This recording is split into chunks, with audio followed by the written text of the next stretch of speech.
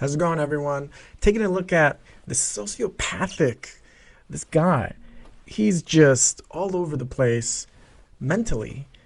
Anyway, so disgraced tech bro, Sam Bankman-Fried, has basically admitted that his do-gooder, humble BS look is all just a scam. It's all front to scam people out of their hard-earned money. So he's getting sued up the wazoo, $11 billion class action lawsuit, along with a bunch of celebrities. And now he's basically blaming his ex-girlfriend for this scam via his own hedge fund called Alameda, right? So this guy has sensationally confessed, right? Only a sociopath would do this, that his ethics was a front. And he feels bad. He feels real bad for those who were fucked by it, okay? In quotes. And of course, he blames his ex-girlfriend. The founder whose collapse has consumed billions of dollars, right? Somehow he convinced people that his do-gooder BS scam attitude of a billionaire, the most generous billionaire supposedly, right? At some point he was labeled. Somehow he convinced these people that he's a do-gooder. But, you know, he lives in a $40 million Bahamas penthouse, so I don't know how in the hell anyone could fall for that. So this is the ex-girlfriend that he accuses of running the giant scam now. And I'll provide the link below to the Vox interview. And it's mind-boggling that the sociopath doesn't keep his mouth shut, because he's obviously facing jail time, you know, a bunch of investigations, and he just doesn't give a shit. Does not give a shit. Billions of dollar class action lawsuit, confesses that it's all a freaking scam, right? His ethical bullshit, humble persona it's completely crazy. Now that goes to show how much the game is rigged. Really goes to show you that. And the sad part is there's tons of YouTubers that are telling you to buy this, buy that, the time is now, don't miss out, blah, blah, blah. All bull, all scams. Why? Because they have people who are immature investors watching these things. A lot of them are young folks, right? And then it's so easy. You just get on the app, doot, doot, doot, doot, boom. These people buy into it. Tons and tons of YouTubes shilling trash, shilling. So this is the conversation he had with the Vox interviewer, and he's basically saying right here, man, all that dumb shit I said, it's not true, not really. Everyone goes around pretending that perception reflects reality. It doesn't. It's so crazy. So Piper, the Vox interviewer, tells Bankman, you were really good at talking about ethics for someone who kind of saw it all as a game with winners and losers. He responds, yeah, it had to be. It's what reputations are made out of to some extent. He feels bad for those who got fucked by it, but this dumb game we woke Westerners play, where we all say the right shibboleths, and so everyone likes us. Shibboleth generally refers to shared beliefs, okay, like ESG, like this do-gooder stuff. And again, there's YouTubers all over the place pretending to do this. I remember watching a long time ago one guy who was getting super chats, getting money donated, right, for asking questions by the viewers on YouTube. And he was saying that he was donating this money to charity, and he was donating this money to save the whales, etc., etc. Is that true? Maybe.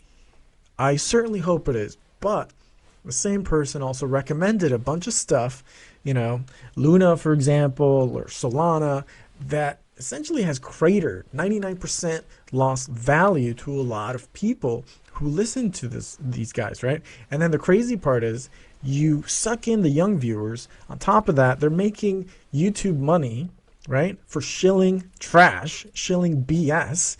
And some of these guys, they stream every single day, sometimes twice a day, and they get money. It's just so sad. It's so sad, the level of scammery that's out there. And some of these people, they have close to like 1 million subscribers. I mean, it's so sad.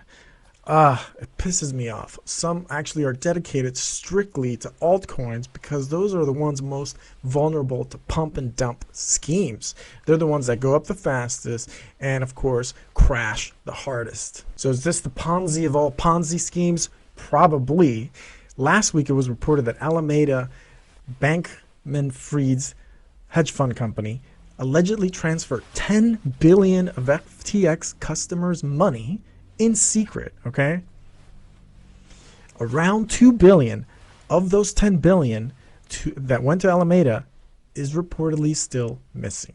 Honestly, that class action lawsuit should have been for way more than $11 billion. On top of that, I don't know why they're suing the celebrities. I mean, most of them, you know, they're paid court jesters, right? You throw them a pile of money, even however much money they charge, and they will sing and dance for the court. That's the whole point of acting, entertaining celebrities, and even the sports players. So I don't know how much they're involved in the scam itself. And this clown, you know, he this guy's such a sociopath, right? He supposedly slept on couches, bean bags at some 5-bed mansion, which he supposedly is trying to sell for $40 million. He was such a good do-gooder, right? He's so Mother Teresa of billionaires that he was sleeping on bean bags in his $40 million mansion.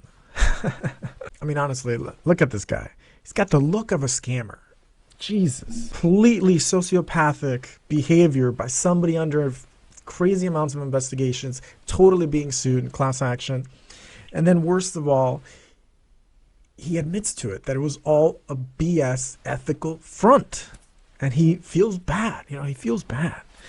Jesus crap. It's insanity. Anyway, the saga continues. Feel so bad for my friends who were involved in losing some of their money on FTX. It is so sad.